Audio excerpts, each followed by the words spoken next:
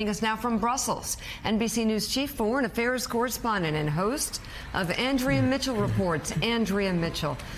And Andrea, Secretary of State Tony Blinken will arrive there later today for the NATO summit of foreign ministers. What does he hope to accomplish?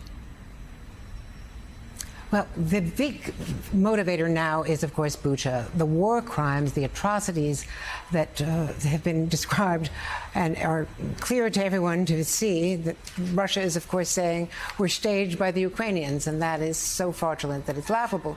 So this is now a meeting to decide on new sanctions, more sanctions. The U.S. is pushing for tougher sanctions. Europe has today begun kicking out Russian diplomats, Germany and France yesterday. Now the other EU countries today, of the 27 EU members, kicking Russian diplomats out, expelling them. And they are talking about stopping coal imports from Russia. But what they've not done is stopped the oil and gas imports. Of course, Europe depending 40% of their fuel on Russia. And that has been the big resistance, particularly from Germany. So that's going to be one of the big arguments. One thing that did happen in the last 24 hours is that the U.S. Treasury stopped Russia from getting access to $600 million in their central bank reserves that were deposited in U.S. banks. And so they froze those reserves, but were permitting some payments in the last 30 days. Well, as of yesterday, they're squeezing them. So they're going to have to decide whether they're going to use their available dollars, whatever they have left, for payment on debt, which is due today, or on the war effort. And so that's another effort to try to really make the sanctions, tighten the Treasury sanctions that were announced back on February 24th. So the process is moving, but slowly, and Blinken is here to push Europe forward on really cracking down. And also, he's going to, of course, hear from Zelensky. Before he arrives today, we're going to hear from Zelensky at the UN. And as you pointed out, this is really important. This is Volodymyr Zelensky's first appearance before the UN Security Council, where you know China and Russia are permanent members. And he's going to make an appeal with all the emotion and the anger of his personal tour of Bucha just yesterday.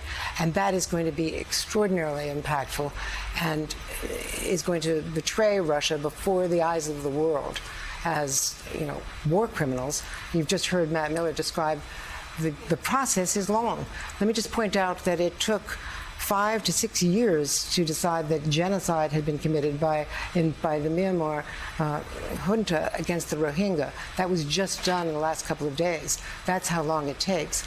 And Mika, you know that it's Madeleine Albright that pushed war criminal indictment of Milosevic in 1999. She was almost single-handedly pushing that. He was arrested, Milosevic was, in 2001. By the time he was convicted in that war tribunal, he had already died. It's a long process. Andrea, there's some frustration that I'm hearing about the slow pace of the impact that sanctions are having on the Russian economy. The Russian stock market back up to where it was before the invasion. The ruble is back up as well.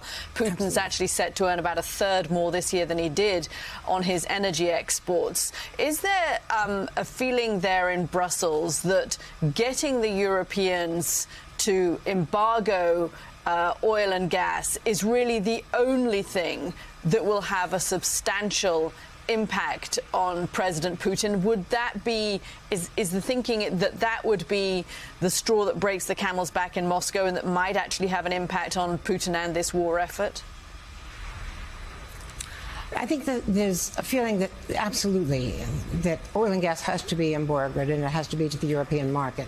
That's not going to happen. Germany has promised to wean itself eventually, stop importing Russian energy a year from now. That's not going to have an impact on, even though this is a protracted war, according to U.S. intelligence, as we heard from the Pentagon and the White House yesterday.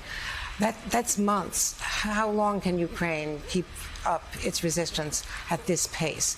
And how long, you know, how long can the Ukrainian military and the Ukrainian people survive the onslaught from Russia? But actually, the sanctions have so many loopholes because of India and China.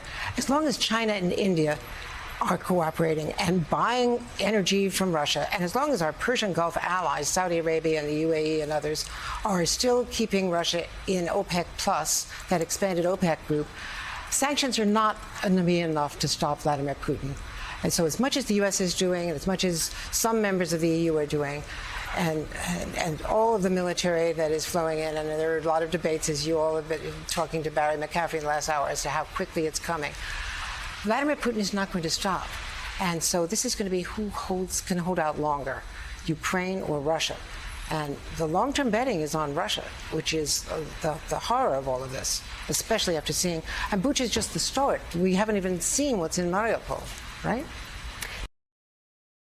Hey, thanks so much for watching our YouTube channel. You can follow up on today's top stories and breaking news, or catch up on your favorite MSNBC shows all in one place. Download the NBC News app today.